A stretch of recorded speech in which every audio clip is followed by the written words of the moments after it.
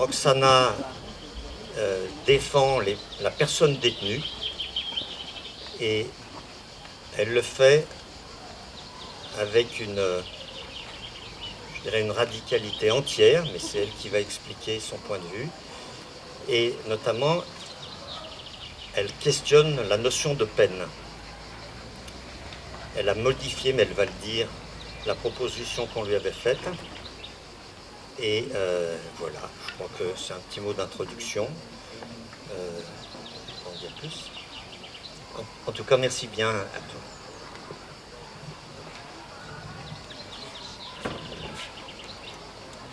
Bonjour tout le monde, quel plaisir de voir autant de personnes qui sont intéressées par l'enfermement. Cette question qu'on pourrait penser ne pas intéressante, mais qui finalement touche autant de gens.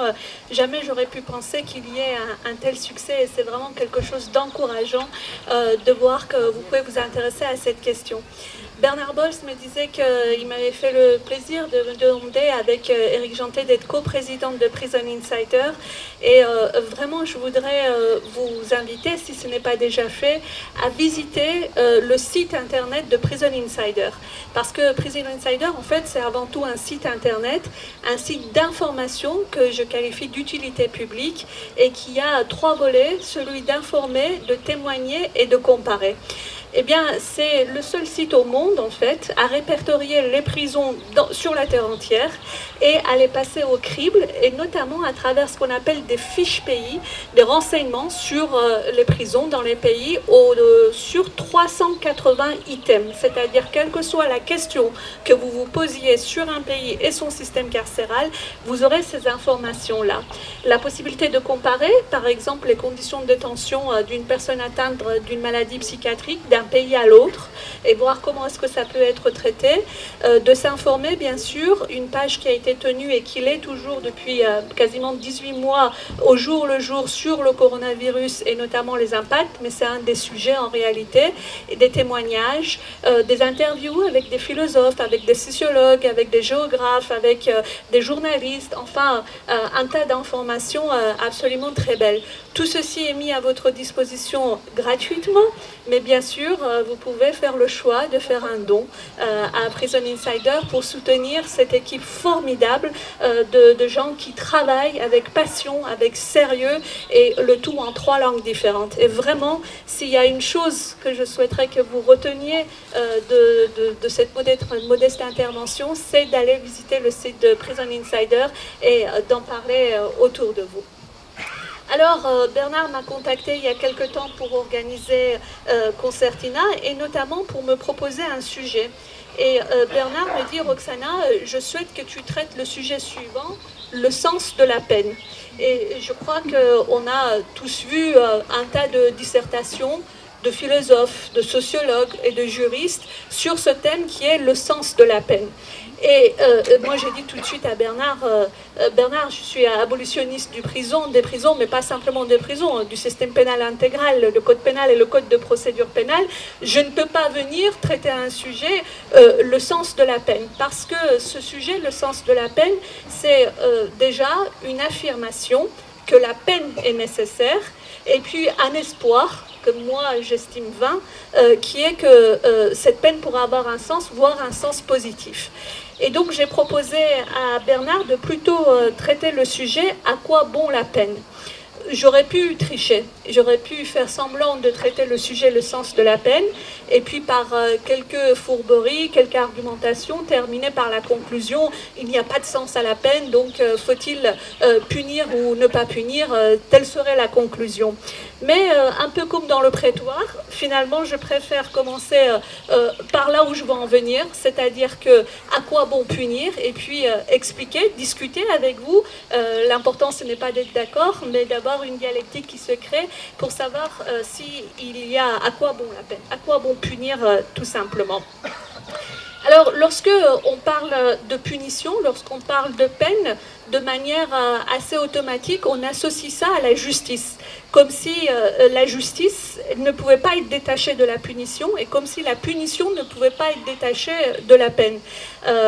Et puis, deuxième stade, dès lors qu'on parle de la justice et de la punition, c'est l'emprisonnement. S'il y a un procès, il faut une punition, et la punition, ça serait l'emprisonnement et ça serait l'enfermement. Or, bien sûr, la punition existe en dehors du système judiciaire. On a tous été punis par nos parents, et on a tous été punis une fois ou deux à l'école lorsque on a eu un comportement qui a pu être jugé comme indélicat. Et j'ouvre une petite parenthèse, l'idée de la justice que nous faisons dans un pays démocratique et le fait qu'il y ait un procès équitable avec une défense, une accusation.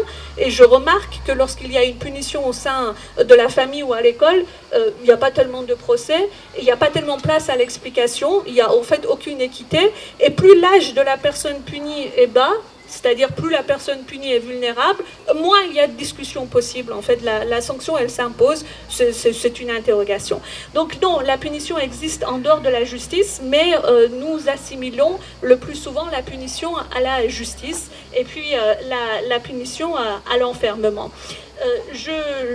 Il existe, évidemment, j'en parlerai très peu, en France, un tas d'autres peines que l'emprisonnement. Mais vu que le sujet de Concertina, ce sont les rencontres estivales autour des enfermements, mon sujet, ça sera plutôt celui de la prison. Qu'est-ce que c'est la définition de la prison au-delà de l'enfermement ? Bernard vous l'a dit, je suis avocate, je suis avant tout juriste, et donc avant d'appréhender un quelconque sujet, c'est à travers le droit que je regarde le sujet. Et pour comprendre quelle est la définition de la prison, au-delà du fait que c'est un lieu où on est privé de sa liberté d'aller et de venir, il est intéressant d'examiner la jurisprudence du Conseil d'État. Le Conseil d'État, donc, c'est l'ordre administratif, c'est lorsqu'une personne détenue va contester le dysfonctionnement de l'administration pénitentiaire, s'estimer être victime d'un préjudice et demander réparation. Le Conseil d'État est le juge qui va examiner ça, notamment par rapport au regard des conditions de détention. Il y a 3 choses qui sont admises depuis de longues années par le Conseil d'État à chaque fois que le Conseil d'État ou le juge administratif doit considérer la question, en tout cas la condition de la personne détenue. La première chose qui est admise par le Conseil d'État, comme presque de manière dogmatique, on va dire, mais en tout cas quelque chose d'incontestable, c'est, selon l'expression des juges administratifs, la vulnérabilité des personnes détenues. Donc, le Conseil d'État part du principe que la personne détenue est frappée de vulnérabilité. Premier élément. Deuxième élément, c'est la situation d'entière dépendance de la personne détenue vis-à-vis de l'administration pénitentiaire. C'est-à-dire que dans son argumentaire juridique, le Conseil d'État, de manière constante, rappelle, considérant la vulnérabilité inhérente à la personne détenue, considérant la situation d'entière dépendance vis-à-vis de l'administration pénitentiaire. Et là, on en arrive au 3e point, qui est, par exemple, pour l'examen des conditions de détention, voir si les conditions de détention ont été inhumaines et dégradantes. Le Conseil d'État dit on va examiner ça concrètement au-delà du seuil de souffrance inhérent à la détention.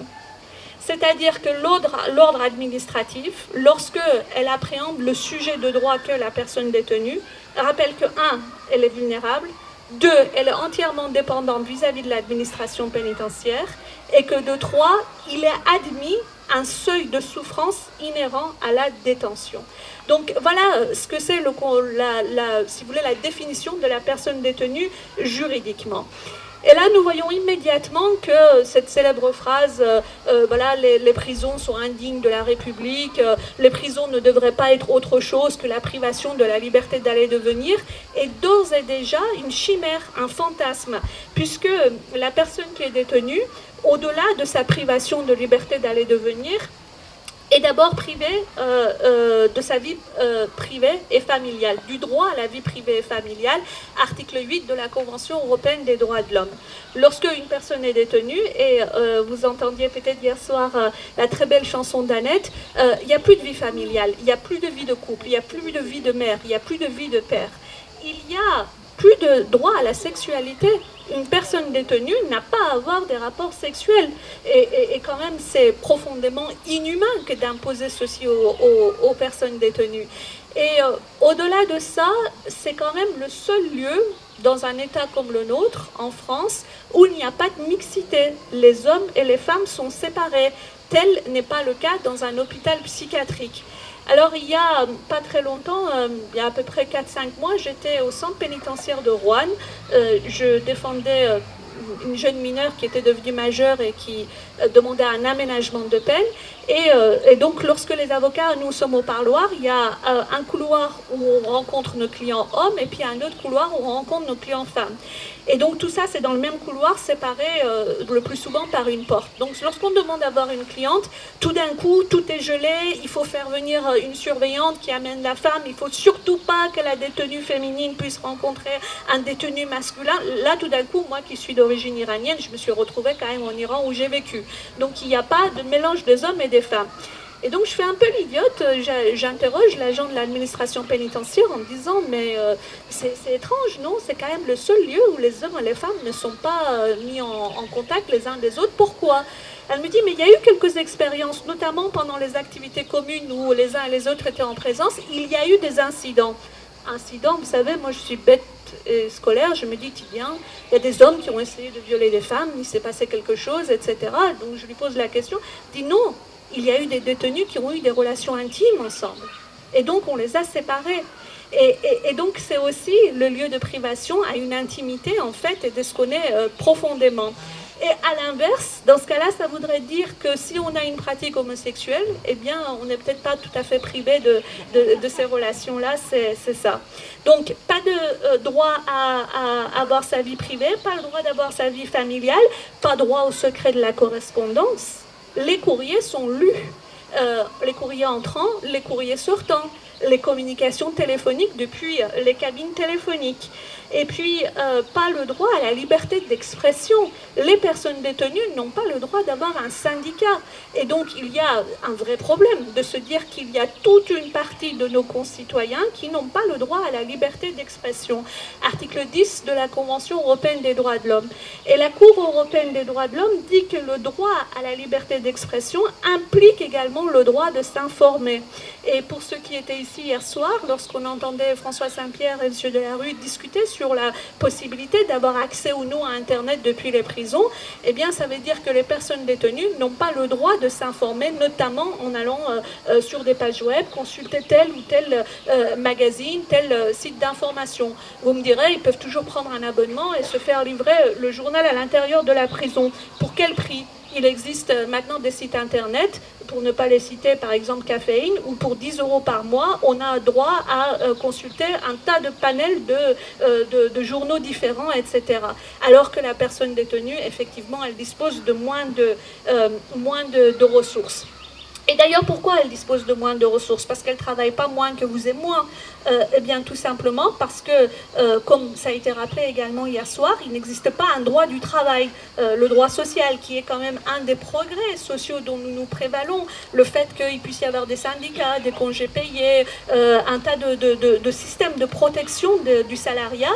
Eh bien, la personne détenue, elle travaille, elle n'est pas soumise aux règles du droit du travail comme nous le connaissons classiquement. Elle n'a pas de contrat de travail, elle a juste un acte d'engagement où cette personne est payée environ 30% du SMIC pour le travail qu'elle va produire, quand ce n'est pas à la pièce. Parce que le travail à la pièce est prohibé, mais bien sûr que ça se pratique dans toutes les prisons, le travail à la pièce. Et donc, également, une atteinte au droit à l'exercice d'une profession pour les personnes qui sont détenues. En conséquence de quoi, on voit bien tout de suite que ce n'est pas simplement la privation de la liberté d'aller et de venir, la possibilité de s'habiller comme on souhaite. On ne peut pas s'habiller comme on souhaite, y compris jusqu'à la couleur des vêtements qu'on porte, jusqu'à lorsqu'on est en détention. Et encore une fois, ce n'est pas pour ramener les choses à moi-même, mais moi qui ai vécu en Iran pendant 12 ans, il y avait une police politique, une police des mœurs. À l'époque, j'étais jeune fille, on n'avait pas le droit de porter d'autres vêtements que de la couleur grise, noire, marron ou bien bleu marine. Il y avait une taille réglementaire de la largeur des pantalons. Donc on nous arrêtait dans la rue, on disait attention, arrête-toi là, on pouvait avoir 12 ans, 14 ans, et il y avait un mètre et il mesurait s'il y avait bien les 16 cm, etc. Et donc la personne détenue ne peut pas s'habiller comme elle le souhaite, elle ne peut pas s'alimenter comme elle le souhaite, elle ne peut pas avoir bien sûr de vivre dans un lieu mixte, etc., etc. Donc la prison, quelles que soient les conditions de détention, est avant tout une privation des libertés les plus fondamentales dont nous jouissons tous et dont nous privons d'autres personnes, puisque la justice en France est rendue au nom du peuple français. Chaque personne qui est détenue, elle l'est en votre nom, à chacun, à vous tous. Et dans les conditions que je viens en fait d'exposer, qui sont les conditions légales. La prison n'est pas autre chose que de la souffrance. Et lorsqu'on pose la question de l'amélioration des conditions de détention, bien sûr qu'il faudrait que les personnes soient détenues dans des meilleures conditions, mais elles le seraient dans un palais avec à leur disposition 40 mètres carrés de cellules individuelles, il n'empêcherait pas qu'elles n'auraient pas le droit au secret de leur correspondance, à une liberté de vie familiale, à une liberté de leur intimité, au fait de pouvoir s'habiller comme elles le souhaitent, de s'alimenter comme elles le souhaitent et d'exercer la profession qu'elles le souhaitent. Donc la prison ne peut pas être cantonnée à la seule question des conditions carcérales.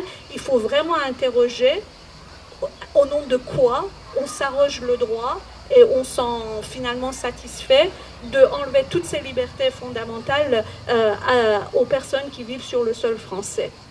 Et finalement, mon sujet devrait s'arrêter là.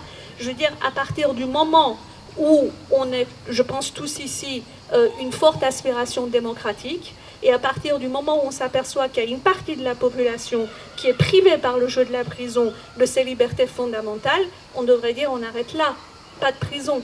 Et il ne devrait pas y avoir besoin d'arguments supplémentaires finalement pour dire qu'il faut abolir les prisons.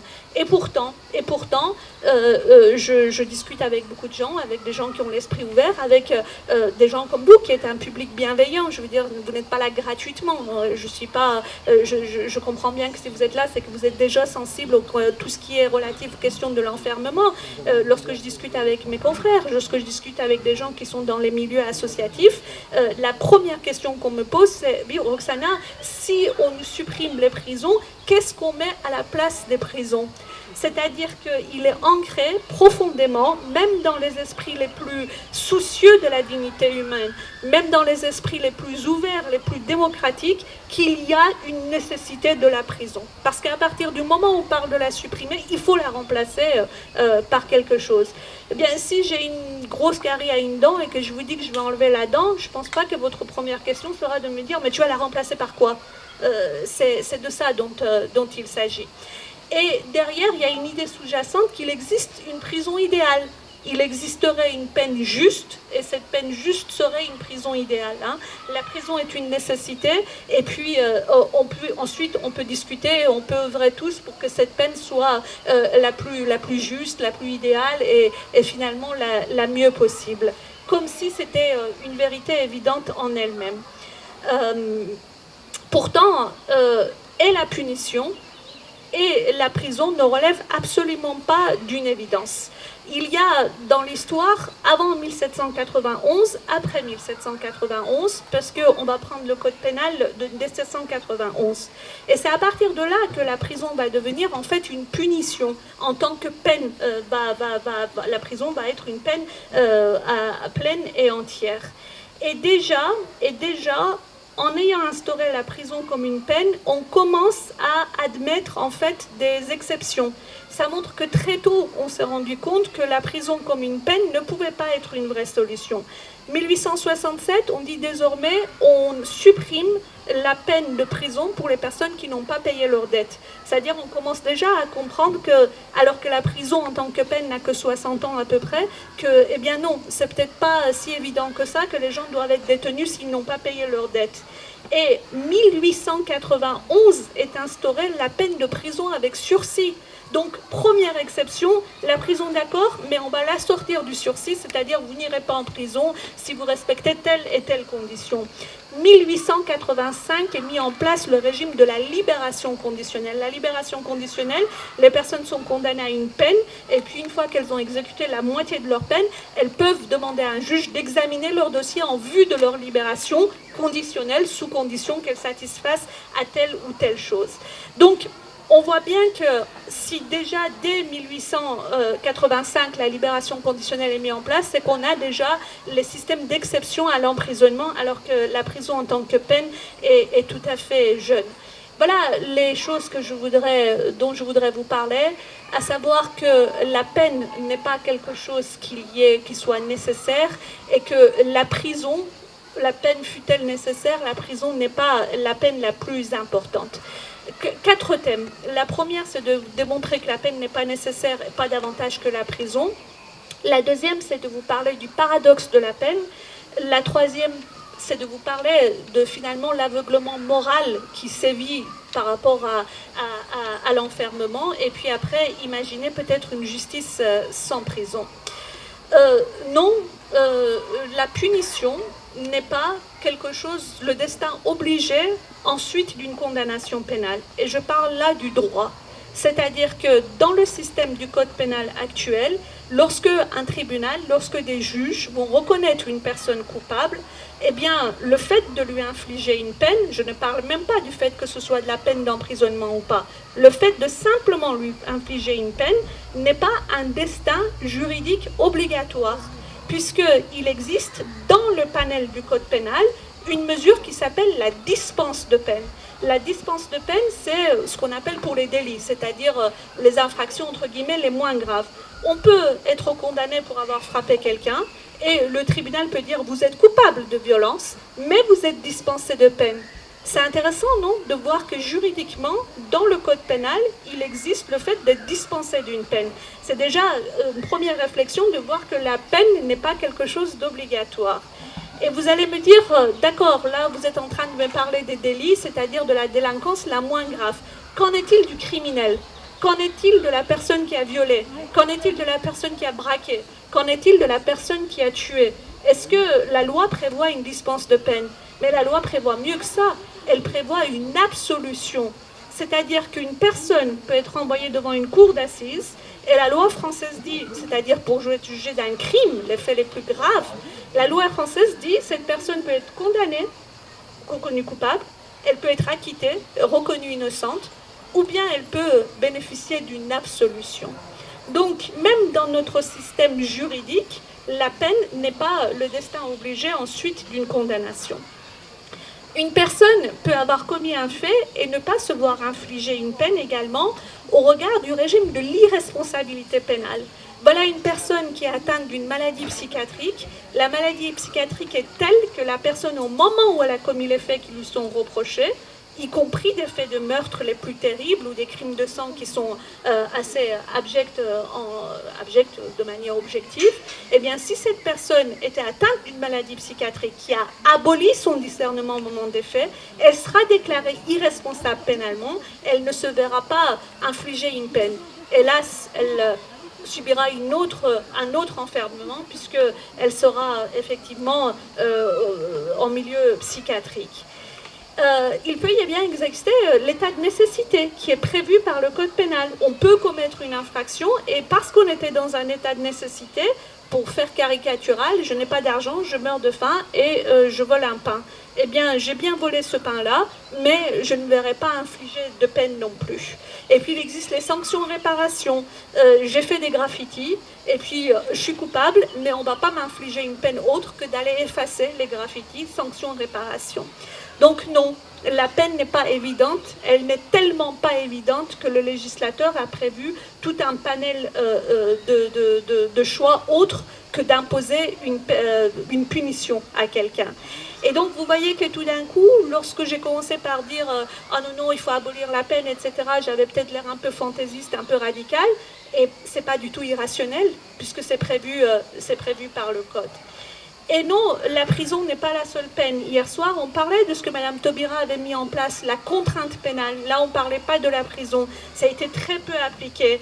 Et puis, il y a tout un panel de peines qui est prévu dans le Code pénal. Et chaque juge, nous dit le législateur, a l'obligation d'examiner toutes les sortes de peines avant d'arriver au prononcé d'une peine ferme. Je voudrais faire une parenthèse. Il y a eu la mise en place des bracelets électroniques, aujourd'hui devenu la détention à domicile sous surveillance électronique. Bref, au lieu d'enfermer quelqu'un, on lui met un bracelet électronique, lequel bracelet électronique oblige la personne à résider dans un endroit géographique pendant un temps donné et ses horaires tenaient. C'est vrai que c'est un moindre mal, on va dire, par rapport aux privations de liberté. Mais attention à cette sanction qui peut paraître quelque chose d'un peu plus humaine, mais qui finalement peut avoir des conséquences terribles. François Saint-Pierre vous parlait hier du livre de Michel Alexander, La couleur de la justice, et dans ce livre-là, il est fait état d'une étude en fait du placement sous surveillance électronique des condamnés américains. Et par une démonstration quasi scientifique, Michel Alexander démontre qu'en réalité, d'abord, les personnes les plus condamnées proviennent de ce que, comme les Américains l'appellent, des minorités ethniques, et que deuxièmement, placées sous surveillance électronique, ces personnes sont privées d'un certain nombre de droits, celui de se déplacer dans tel espace géographique, celui de sortir de chez eux selon tels horaires, avec la privation des droits civils, civiques, etc. Et donc cette comparaison, je vous dis, qui relève d'une comparaison scientifique, elle arrive à démontrer qu'en réalité, les Américains issus des minorités ethniques placées sous surveillance électronique ont moins de droits que ce que les esclaves avaient comme droit à l'époque où l'esclavage était permis. Et donc, il faut aussi se méfier de tout ce qui peut entourer le bracelet électronique, mais c'était une petite parenthèse. Alors, pourquoi est-ce que notre entendement va de manière quasi automatique sur l'équation « la peine est nécessaire et la justice n'existe pas sans peine ». Tout simplement parce qu'il est ancré dans nos esprits, peut-être sans forcément qu'on s'en rende compte, un système comptable des relations avec autrui. Un système comptable, c'est-à-dire qu'une personne ne peut pas s'arroger des droits si elle n'en paye pas le prix. Imaginons qu'on parte en vacances et qu'on soit à l'aéroport et que pourtant on est de bonne humeur, c'est les vacances qui arrivent, on a attendu ça toute l'année, on est heureux, on est avec la famille, on veut partir, on n'a rien d'autre à faire que de prendre notre avion, hein, et donc on va embarquer.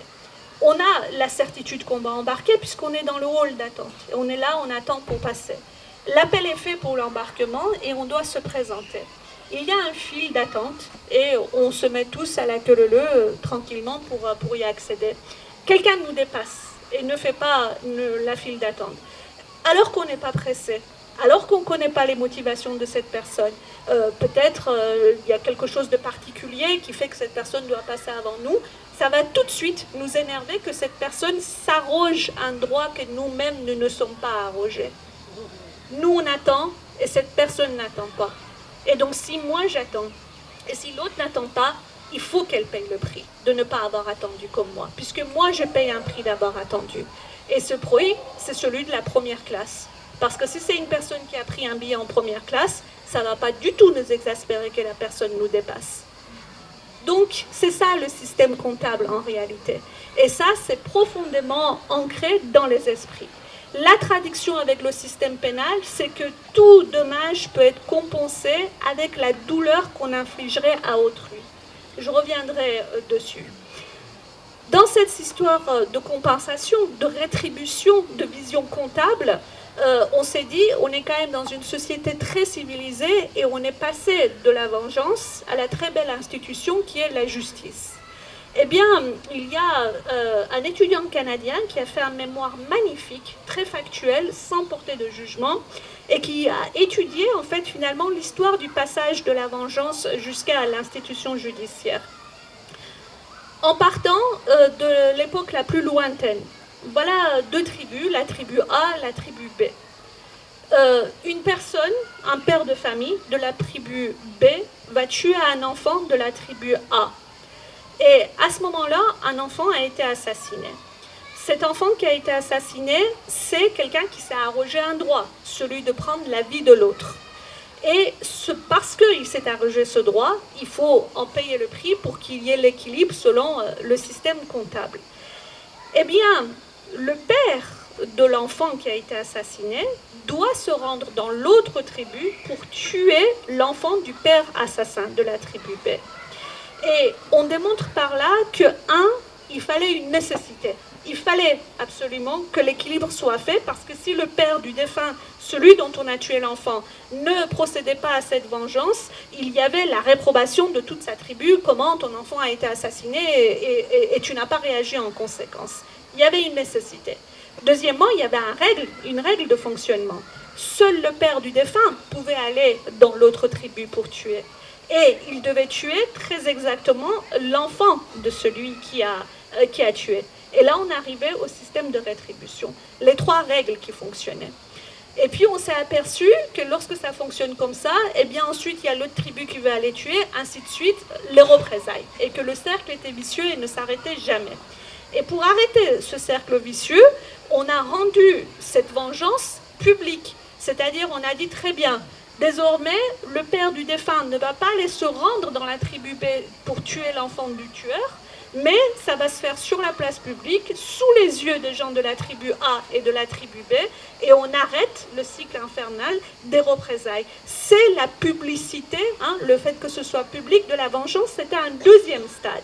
Et puis le 3e stade, puisque nous sommes dans une société extrêmement civilisée, on a organisé finalement les tribunaux avec le procès équitable, avec la contradiction des arguments des uns et des autres. Et voilà qu'un procureur de la République ou bien un avocat général prend la parole au nom de la société dans cette enceinte, dans ce prétoire-là. Pas au nom de la victime, au nom de la société, c'est-à-dire au nom de nous tous. En conséquence de quoi, il y a des procureurs et des avocats généraux qui, dans des affaires, par exemple de vol à main armée, prennent la parole pour demander la condamnation à tant d'années de réclusion criminelle des auteurs. Mais moi, je fais partie de cette société. Et jamais je voudrais que quelqu'un requiert une peine d'emprisonnement en mon nom. Et pourtant, le procureur de la République et l'avocat général sont là pour parler au nom de la société. Eh bien, les 3 règles s'appliquent toujours. Il y a toujours le sentiment de nécessité que le procès s'organise. Hier, on parlait de la sécurité, désormais devenue la première des libertés selon nos gouvernants. Donc, il est nécessaire pour notre sécurité que les gens qui ont enfreint notre tranquillité puissent être jugés puis condamnés. Il y a des règles qui s'appliquent et elles sont, il faut le reconnaître, beaucoup plus respectueuses des droits des uns et des autres. Le procès équitable, le débat contradictoire, etc. Et puis, il y a le système de rétribution. Et alors là, il faut faire très attention au danger de système de rétribution. On a tous vu les journaux, les canards titraient « Vol à main armée, 2 points, 20 ans de réclusion criminelle ». Fillette violée, 2 points, 18 ans de réclusion criminelle. Mais quelle est l'équivalence entre un viol et des années d'enfermement? En mode déjà de rétribution. Comment est-ce qu'on peut quantifier la souffrance qui naît d'un viol, d'un meurtre, avec la souffrance que peut imposer la prison? Selon quel mode de calcul? Selon quelle théorie? Selon quelle science? Selon quelle chose qu'on peut vérifier? On va vous dire, oui, non, mais dans le code pénal quand même, et dans le code de procédure pénale, les règles pour prononcer une peine sont très exactement définies, c'est vrai. Elles sont définies selon la gravité de l'infraction et la personnalité de l'intéressé. Comme élément subjectif, il n'y a pas mieux, n'est-ce pas? Et alors, précisément, par exemple, en matière criminelle, par exemple, quelqu'un qui a commis des faits pour lesquels cette personne encourt la perpétuité. Le code de procédure pénale dit la peine minimale qui peut être prononcée est de 2 ans et la maximale est de perpétuité. Est-ce que vous avez déjà vu une cour d'assises qui a prononcé 2 années d'emprisonnement pour quelqu'un qui a encouru la perpétuité? Et comment est-ce qu'on déplace le curseur entre 2 ans et la perpétuité? Et là, déjà, on voit arriver un peu l'arbitraire, le subjectif, à tout le moins. C'est cette équivalence qui est extrêmement infondée, qui est extrêmement illogique, que je vous demande de questionner. Et on va pousser les choses jusqu'au bout. Puisqu'on ne peut pas quantifier les souffrances engendrées par un fait criminel et les souffrances données en rétribution aux criminels, le seul cas où la rétribution serait totalement équitable, c'est celui du meurtre. Quelqu'un a tué, donc on tue cette personne. C'est le seul cas où la rétribution est tout à fait équilibrée, scientifique, et où il n'y a pas de place à l'arbitraire. Vous avez tué, on vous tue. Donc ce système rétributif, si on suit sa logique, légitime la peine de mort. Puisque ça serait la seule peine où la condamnation serait très exactement la réplique à l'action qui a causé le préjudice. Voilà, d'une part, l'ineptie de ce système rétributif, et puis le danger si on le poussait jusqu'au bout du raisonnement. Alors, donc, je vous disais, la punition n'est pas nécessaire, et notamment parce que le système de vengeance n'a jamais disparu, puisque les trois règles qui sont la nécessité, ce qu'on pense, les règles de procédure qui régissent le procès, et puis la rétribution, c'est ce que aujourd'hui nous pratiquons tous, n'est-ce pas? Et puis, qu'est-ce que c'est autre que ce n'est que de la vengeance que d'aller à un procès et d'envoyer quelqu'un en prison pendant 10 ans, pendant 12 ans, pendant 15 ans, pendant 18 ans, si ce n'est pas autre chose que de la vengeance. Puisque nous avons vu que le Conseil d'État rappelle qu'il y a la souffrance inhérente, en fait, à l'enfermement. Vous savez, Victor Hugo, lorsque il était avocat d'une part, et puis d'autre part, lorsqu'il était là pour militer contre la peine de mort, il disait, que disent-ils? Il ne faut pas tuer. Comment le disent-ils? En tuant. Bien, moi je vous dis, que dit la loi aujourd'hui? Il ne faut pas infliger de la souffrance. Tuer quelqu'un, c'est infliger de la souffrance. Commettre un viol, c'est infliger de la souffrance. Commettre des violences, c'est infliger de la souffrance. Comment le dit-elle la loi? En infligeant de la souffrance, en envoyant les gens en détention. Et on voit bien que même philosophiquement, cette façon de faire n'est pas une façon qui puisse donner satisfaction à qui veut bien bousculer un petit peu les pensées et réfléchir de manière humaine. Et puis le deuxième élément, au-delà de la nécessité de la peine, pour moi qui ne l'est pas, il y a l'idée qu'il existerait une peine juste. D'abord, nous voyons qu'on n'a pas du tout changé de l'état de vengeance. Donc si on n'a pas échangé de l'état de vengeance, pourquoi il y aurait une peine juste? Et qu'est-ce que c'est une peine juste? Qu'est-ce que c'est en réalité? Quelle est la fonction de la peine? Est-ce qu'une peine juste serait une peine équitable? Eh bien, si on va sur l'équité, on en revient à ce que je vous disais, on justifie la peine de mort. Est-ce que est une peine juste? C'est une peine qui permet à la victime de moins souffrir. Est-ce que d'une victime à l'autre, la peine aurait moins de justesse pour lui permettre de ne moins souffrir ou d'avoir une équivalence de souffrance? Et d'ailleurs, quelle est la punition juste d'une époque à une autre? À une époque où la foi était quelque chose, la valeur suprême, la punition la plus infâme, c'était l'excommunication. Aujourd'hui, vu que c'est la liberté à laquelle on tient le plus, eh bien la peine la plus juste est la privation de la liberté. Demain, peut-être que le bien le plus précieux qu'on aura, ça sera l'argent, et que la peine la plus juste, ça ne sera pas l'enfermement, mais ça sera l'amende. Est-ce que la peine juste, c'est celle qui met la personne qui a été condamnée hors d'état de nuire? Mais ça, c'est l'argument sécuritaire qu'on voit le plus souvent. Ça va mettre la personne hors d'état de nuire. Ah bon? Mais parce que la personne, elle ne peut pas continuer à commettre des infractions en détention? Si c'est une personne qui a tué, elle ne peut pas continuer à tuer en détention? Et alors, ça voudrait dire que c'est moins important si elle tue des citoyens libres comme nous que s'il tuait une personne qui est détenue? Il y a des citoyens de seconde zone. On va le mettre hors d'état de nuire pour nous qui sommes libres, mais on va le laisser continuer son forfait en prison parce qu'après tout, il sera entre compères et entre prisonniers qui, eux, n'ont pas volé leur place. Et puis, il y a les surveillants aussi. Si c'est une personne qui est violente, on la met en prison pour être en sécurité. Cette personne ne pourrait pas être violente contre les surveillants et l'administration pénitentiaire. Et puis, il suffit de regarder le site du ministère de la Justice pour se convaincre de ce que lorsque les personnes vont en détention, elles ont 60% de chances de récidiver. D'accord, la personne, elle va moins nuire, ou elle va nuire plutôt à des citoyens de seconde zone, c'est-à-dire les personnes détenues et les agents de l'administration pénitentiaire pendant son enfermement. Et puis, une fois qu'elle sort, eh bien, elle aura encore plus de chances de nuire à la société.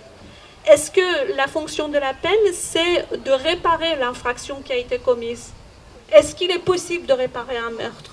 Est-ce qu'il est possible de réparer un viol? Est-ce qu'il est possible même de réparer un cambriolage? Est-ce qu'il est possible de réparer la première des violences qui est de recevoir un crachat? Et s'il est possible de le réparer, en quoi le fait que la personne aille en prison répare cette infraction? Est-ce qu'une peine juste, c'est une peine qui punit le coupable? Ben là, on revient à la question de la punition. Est-ce qu'une peine juste est une peine qui évite la récidive? Est-ce que c'est une peine qui dissuade les autres de commettre des infractions? Est-ce que c'est une peine qui fait prendre conscience de ce qu'on ne doit pas transgresser la loi? une prise de conscience de celui qui a transgressé? On sait très bien que non, parce que pour ceux qui fréquentent les tribunaux, on voit des casiers judiciaires avec 10, 15, 20, 30 condamnations. Et il y a eu de la prison, hein, et la personne, elle a réitéré. Est-ce qu'une peine juste est une peine qui ne fait pas souffrir? Donc, vous voyez que déjà, pour dire il faudrait une peine juste, il faudrait savoir qu'est-ce que c'est une peine juste. Et toutes ces fonctions que pourrait avoir la peine, elles ne peuvent pas se cumuler. À l'énoncé de ce que je viens de vous dire, on ne peut pas les avoir toutes. Et comment on fait alors? On fait une hiérarchie entre telle fonction de la peine et d'autres peines de la peine.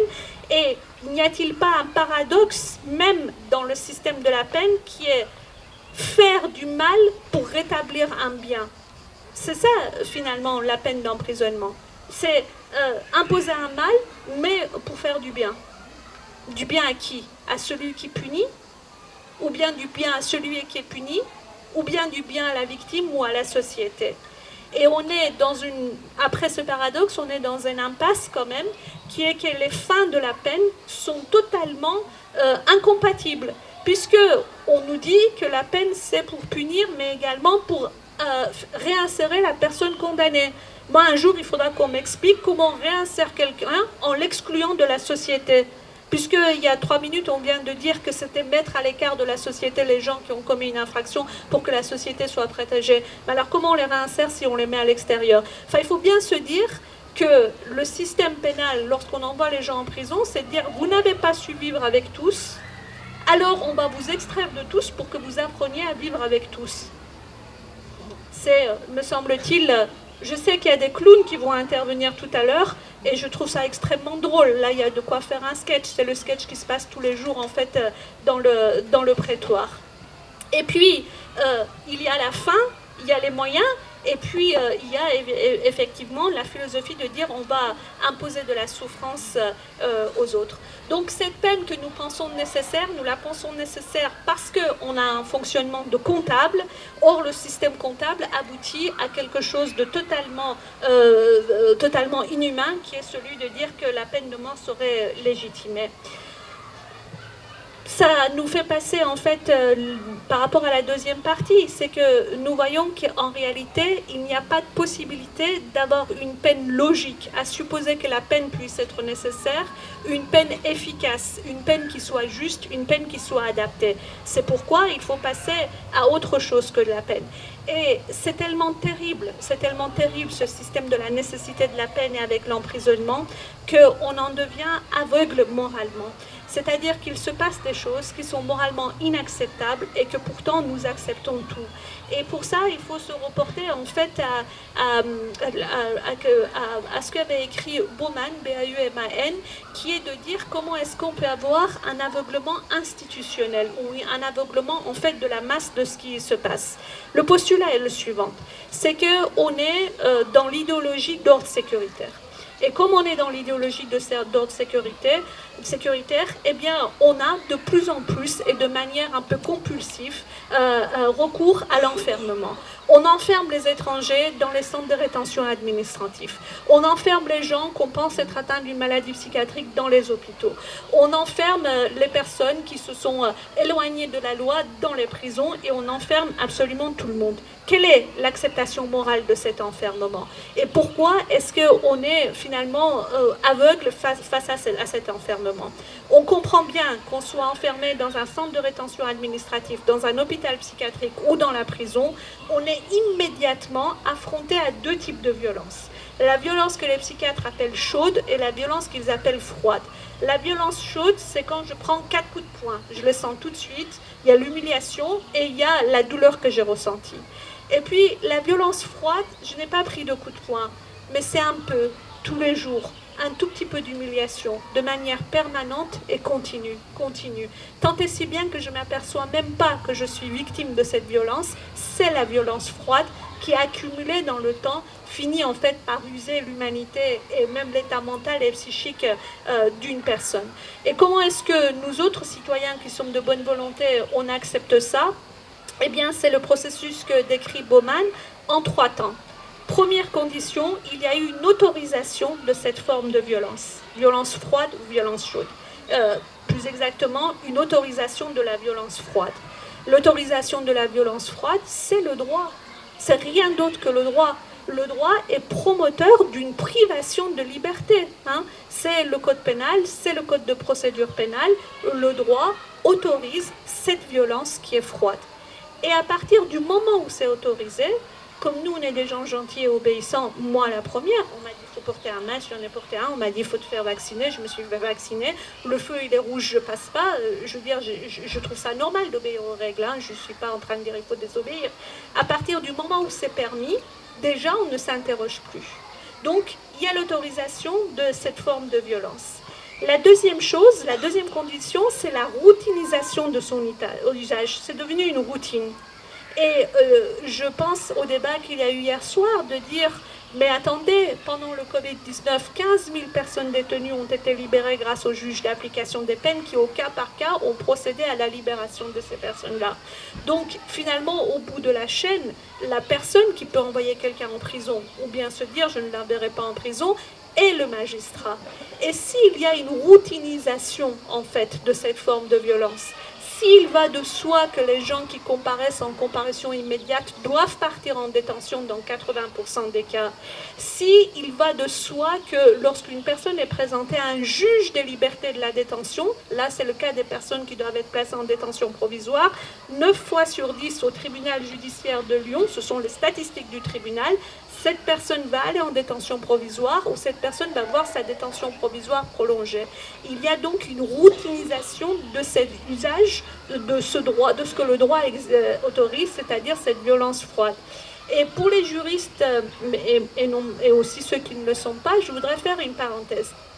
Lorsqu'il y a eu la pandémie du Covid-19 avec le confinement, etc., il a été pris des ordonnances pour dire que les personnes qui sont en détention provisoire, vous n'êtes pas encore jugé, vous êtes présumé innocent, on pense que quand même il y a des raisons de penser que c'est vous le coupable, mais vous êtes présumé innocent parce que votre jugement n'a pas eu lieu, et donc vous êtes placé en prison dans l'attente de votre jugement. Donc c'est avant tout une personne qui est présumée innocente, l'est-elle, ne l'est-elle, c'est pas la question, elle n'a pas été condamnée par un tribunal ou par un juge qui attend son jugement en détention. Bien, à cause du confinement, il a été dit que les personnes verraient prolonger leur détention provisoire sans audience, sans qu'il y ait un juge qui statue et sans qu'il y ait des avocats qui prennent leur défense. Plus tard, ça a été invalidé par la chambre criminelle, il n'y a pas de difficulté. À ce moment-là, il y a un tas de confrères qui se sont, à bon droit, comme disent les juristes, offusqués de ce qu'ils ne sont pas présents aux audiences, que les personnes ne bénéficient pas d'une défense, etc. Et à ce moment-là, moi, je souriais, mais je souriais jaune, parce que je me disais, le plus scandaleux, c'est pas que face à une pandémie et pendant une période qui est restreinte, déterminée, les gens n'aient pas droit à une défense ou à un juge pour voir leur prolongation de détention provisoire. Le plus scandaleux, c'est que tout le reste du temps, et ce sont les statistiques du tribunal judiciaire où j'interviens, 9 fois sur 10, ces personnes qui ont accès à un juge et qui sont défendues par des avocats, des plus compétents ou moins incompétents, se voient aller en prison et prolonger leur détention provisoire. Et je trouvais que c'était beaucoup plus scandaleux que finalement pendant le temps de pandémie. Donc, une telle routinisation de l'usage de l'emprisonnement qu'on en est aux statistiques publiques de 9 fois sur 10 et tout le monde s'en porte très bien. Tout le monde s'en porte très bien. Et le troisième élément est la déshumanisation des personnes concernées. La déshumanisation, vous avez compris, des prisonniers, des gens qui sont aux hôpitaux psychiatriques et des immigrés. Parce qu'il y a la théorie de l'autre. L'autre, c'est celui qui a commis une infraction qui est en prison. L'autre, c'est celui, moi j'ai entendu dire ça plein de fois, les gens qui ont quitté la Syrie par exemple, ils ne restent pas chez eux défendre leur pays, ils viennent chez nous. C'est incroyable de dire ça alors que c'est un pays qui est en guerre, quoi. L'autre qui a une maladie psychiatrique, qui pourrait venir m'agresser, alors que statistiquement, par exemple, les schizophrènes sont beaucoup plus agressés qu'ils n'agressent en réalité les autres. L'autre, lorsque le gouvernement parle de professeurs qui seraient islamo-gauchistes, c'est-à-dire on est dans un pays démocratique et vous avez un président qui dit attention, on va aller voir dans les universités, voir qui sont les professeurs qui sont islamo-gauchistes. L'autre. Et donc il y a un ennemi qui est désigné ou un autre qui est désigné. Et dès lors que c'est l'autre et que c'est pas nous, eh bien, on a une distance qui fait qu'on accepte le sort qui lui est infligé. Mais alors, si un des nôtres se retrouve en prison, là, on change radicalement, finalement, de posture et de position. Voilà l'aveuglement moral auquel on est tous sujets et qui découle de ces trois éléments. Et finalement, il ne restera plus que 10 minutes. On en arrive à la dernière partie, qui est celle de est-ce qu'il existe une justice sans peine? Est-ce qu'il existe des peines sans justice? Oui, bien sûr qu'il existe des punitions. Il existe en fait, si vous voulez, une justice, des peines qui ne soient pas justes ou qui n'aient rien en rapport avec la justice. Je pense par exemple là à une personne qui aurait giflé le président de la République. C'est une gifle, donc c'est une violence qui est qualifiée de légère. Les violences qui entraînent moins de 8 jours d'ITT, sans circonstances aggravantes, c'est-à-dire sans qu'il y ait une autre circonstance qui puisse être retenue, c'est une amende, hein, c'est 1 500 € d'amende au maximum par le tribunal de police. Les violences aggravées d'une circonstance, on a frappé quelqu'un qui est dépositaire par exemple de l'autorité publique, peut faire encourir 3 années d'emprisonnement. Voilà une personne qui a administré une gifle et qui passe en audience pour cette gifle qui a été administrée. Et qui se voit avoir une peine extrêmement lourde, extrêmement lourde. On comprend bien qu'ici, il ne s'agit pas de rendre justice, il ne s'agit pas de donner une peine juste, il s'agit de rétablir l'autorité du président de la République. Et on a dit à cet homme, dont je ne partage, je parle celui qui a giflé absolument pas les convictions politiques, mais j'aurais été commise d'office que je l'aurais défendu sans difficulté. Hein. Et donc on a dit à cet homme qu'en giflant le président de la République, il a giflé la République elle-même. Et donc la peine est en disproportion totale, non pas pour le punir, non pas pour le réinsérer, non pas pour rétablir une balance, mais pour réaffirmer l'autorité. C'est finalement le supplice de Damien, dont Foucault parlait beaucoup mieux que moi. Hein. C'est ce qui s'est passé. Il s'est passé la même chose d'un président de la République qui va dire à un citoyen « casse-toi, pauvre con ». Dans mes souvenirs, ce président n'a pas été condamné pour avoir injurié ce citoyen en lui disant « casse-toi, pauvre con ». En revanche, lors d'une autre manifestation, un autre citoyen va voir ce président de la République qui se déplace et sur une pancarte, entre guillemets, va mettre « casse-toi, pauvre con ». C'est-à-dire que le citoyen ne va pas faire autre chose que citer le président de la République lui-même. Il va être condamné par les tribunaux français pour ça. Alors, à une peine tout à fait symbolique, je crois 30 € d'amende. François Saint-Pierre le rappelle dans son dernier livre. Et il va falloir attendre la Cour européenne des droits de l'homme qui va dire que cet homme ne doit pas être condamné pour avoir dit sur cette pancarte-là « casse-toi, pauvre con ». Il s'agit d'une liberté d'expression, me semble-t-il. Donc oui, il existe des peines qui n'ont rien à voir avec la justice. Il existe des peines qui ont pour but de rétablir l'autorité. Et de même, il pourrait exister finalement la justice sans peine. La justice sans peine, parce que, me semble-t-il, il y a une possibilité de faire en sorte qu'une victime puisse être réparée dans le préjudice qu'elle a reçu.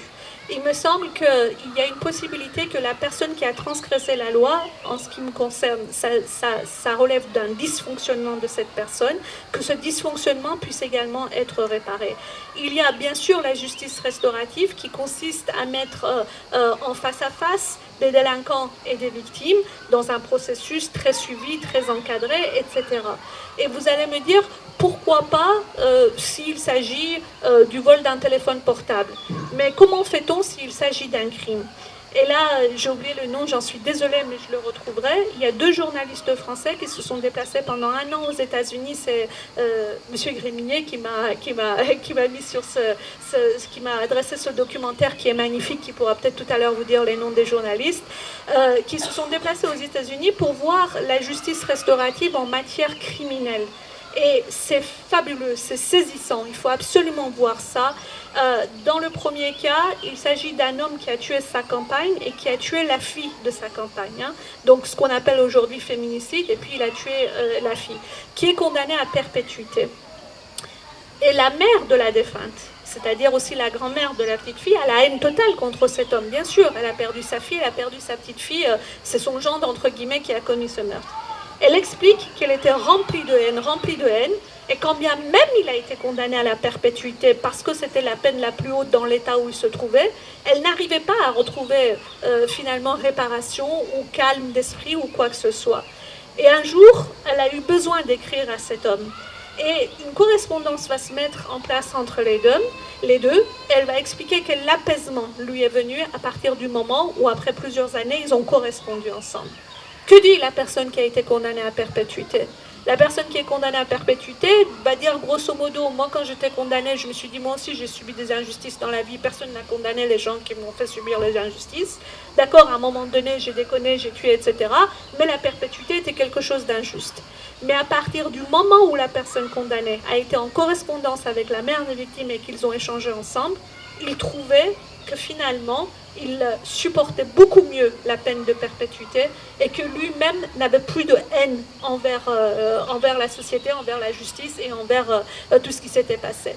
L'autre exemple, qui est un exemple qui est très beau aussi, c'est pareil, c'est un meurtre conjugal et ce sont les parents du coupable et de la victime qui vont avoir ces entretiens les uns avec les autres et qui vont finalement intervenir pour changer les mentalités, etc., sensibiliser les gens. Et qui disent qu'ils ont survécu à ce drame, l'un pour voir son fils condamné à perpétuité et avoir tué, et l'autre pour avoir perdu sa fille, à travers cette justice restaurative qui est tout à fait possible en fait en matière pénale. Moi, personnellement, je rêve d'un monde où je ne mettrai plus jamais les pieds dans un tribunal, mais que je mettrai les pieds dans une maison de paix, y compris pour une affaire aussi simple qu'un divorce. Je ne souhaite pas ce système binaire de nos procès où il y a un perdant, où il y a un gagnant forcément. Que ce soit un couple qui divorce, il y en a un qui gagne, il y en a l'autre qui perd. Que ce soit un employé contre son employeur, il y en a un qui a raison, l'autre qui a tort, etc. Moi, je voudrais qu'on aille dans un endroit qui soit une maison de paix, où les uns et les autres expliquent quel est leur préjudice, quel est ce qui leur fait douleur, comment est-ce que ça se passe, et que chacun puisse s'exprimer, et qu'on puisse tous avancer ensemble. Voilà les quelques mots que je voulais vous dire sur le fait que non, il n'est pas bon de punir.